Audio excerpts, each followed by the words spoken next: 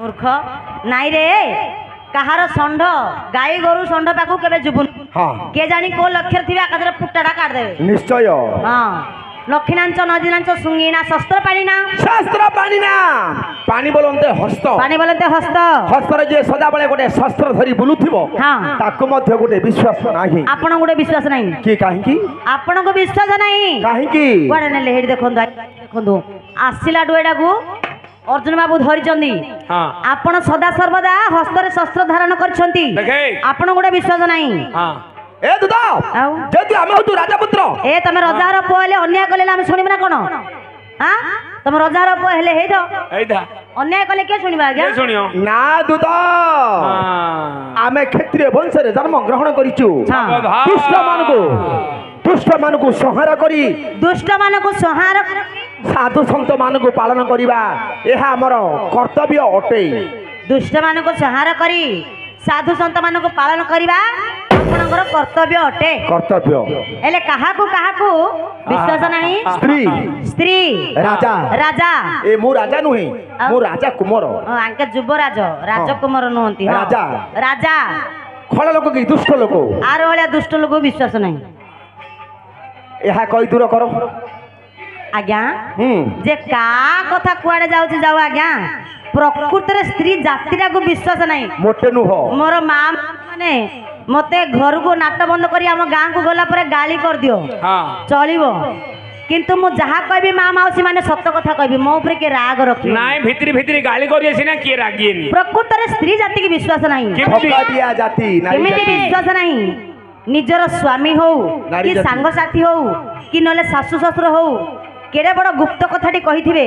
कहबे हेडी जदि निज स्वामी जदि कहबे ए कथाटा तुमको कहले आमे स्वामी स्त्री भितर कथा ए कथा काको कहबनी ती केबे प्रमाण कर का कहले कहबनी एटा गुप्त कथाटा के जानिले असुविधा हो हां स्वामी आगरे भले हे जे कह नाया तुम मो कथा मु केबे काउ कोन कहबी केबे नै तमे मते विश्वास करनो हां अंडर आगरे भले हे जिवे आज्ञा स्वामी कथाटा कहि देथिबे राती हे जिवो पाहांती आळुगु नले बेळ बुडुगु गुडा गुटी के धरी पकेबे डाकिबे कहे नानी आउनु बंधु को जिया ए खुड़ी तू जुनु गिलो नदी की जिया सब डका डकी हे जिवे पळेबे बंधु गुडा को हां धान कटा कटेबे तो सर जाईचे हमर सेपट आज्ञा बिलो को पळौचंदी पळेबे सब भोजी खाइला बेला बय बडिबे गुडा को हतरे पाटरे मारुथिए एडी कहे नानी तते गुडे केतुळ गुडे कथारे कहि बोली भाबुथिली कहि पार नथिली से कहे क्यों कहूनुआ तू का कहि दबु से कहे नाई ई मा तो कथा मु केबे का कहूची कह ना कहूनती ना कहबिनी आज्ञा ताकू कहि देथे ना ता नना मते इन दिन कहले ना मु तते बोलिगिरी कहली तू काकू कहबुनु से जागिरी आउ जणु कहबो से जागिरी आउ जणु कहबो एमिते हेगिरी आज्ञा एपरी धक्का दिया जाती नारी जाति कथाडा पूरा गां सारा प्रगड़ हो जाइथिबो किंतु ए माइकी ना भाबु तो मो कथा किए जानी ना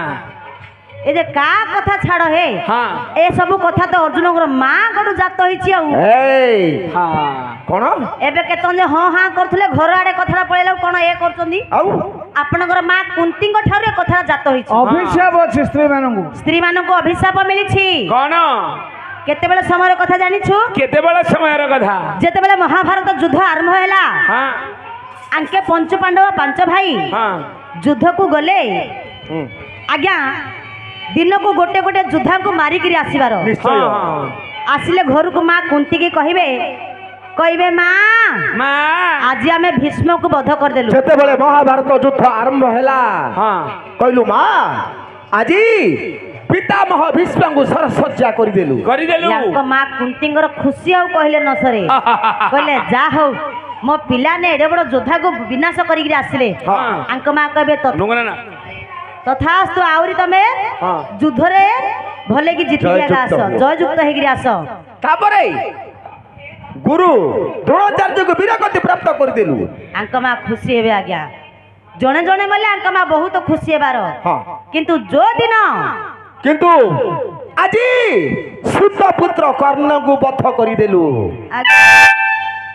आंक मां को आखिर से लुह गुडा को कोठी थिला के जानी हां खाली गड़ी जाइगिरी गड़ी आइले छेची को चाड़ीगिरी बाडेगिरी खाली कांदी काहे की कर्ण मरी गला बोली जते बेले सुनिले आंक मां कुंती आंक मां कांदिले से समय ଯୁଧିଷ୍ଠିର ପଚାରିଲେ କହିଲେ ମା ହଁ ତମେ ତ ଖୁସି ହବା କଥା ଆମର ଗୋଟେ ସେ ଆମର ଶତ୍ରୁ ଥିଲା ଶତ୍ରୁଟିଏ ମରିଗଲା ତମେ ଖୁସି ହେବା କଥା ତମେ କାନ୍ଦୁଛ କ'ଣ ହେଇଛି କ'ଣ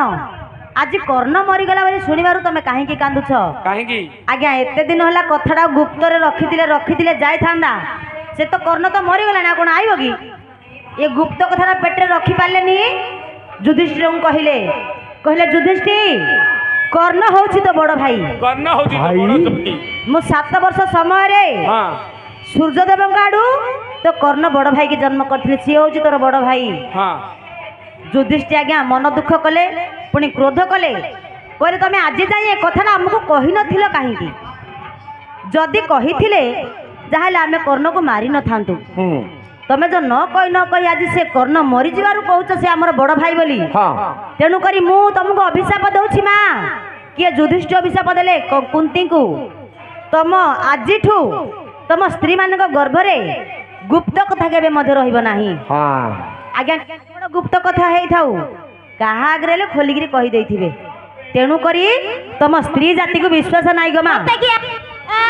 ଆଉ କେଉଁ ଉଦ୍ଦେଶ୍ୟରେ ଆସିଛ କୁହ ପ୍ରତିହାର ହଁ। ଆରେ ମୋ କଥା ହେବାକୁ ଆସିଛି ମାନେ କଥା ହେବି ଏକା ଯିବି ଏକା ଏଇଟାକୁ କୋ ବିଧାତା ହେଲେ ପାରିବନି ଲୋ ମତେ କିଏ ହେଲେ ପାରିପାରିବନି ନାଇଁ ଗୋ ମା ଅର୍ଜୁନ ବାବୁ କାହିଁକି କଥା ହେବା ପାଇଁ ନାଇଁ କରୁଛନ୍ତି ଜାଣିଛ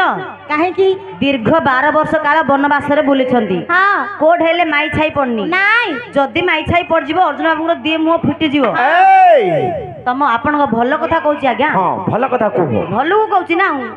କାହିଁକି ଆପଣ କ'ଣ କଥା ହେବେ କି କଥା ମୁଁ ହଁ ହେବେନି କେବେ ନାହିଁ କ'ଣ କହିକି ତାଙ୍କୁ ସେଆଡ଼େ ପଠେଇଦେବି ଆଉ ଆପଣ କଥାଟା ଦେହକୁ ନିଅନ୍ତୁ ନା। କୁଆଡ଼େ ଯିବେ ନାଇଁ ଗୋ ମା ଯିବାକୁ ଥିଲେ ମୁଁ ଏଠି ଆସିଥାନ୍ତି କି ସେ କଥା ହେବେନି ପ୍ରତିହାର ହଁ। ଦୂତବର ଶ୍ରୀକୃଷ୍ଣଙ୍କ ଆଜ୍ଞା ପ୍ରତିପାଳନ କରି ମୋ ସଙ୍ଗତରେ ମୋ ନଣନ୍ଦକୁ ନେଇ ଆସିଛି।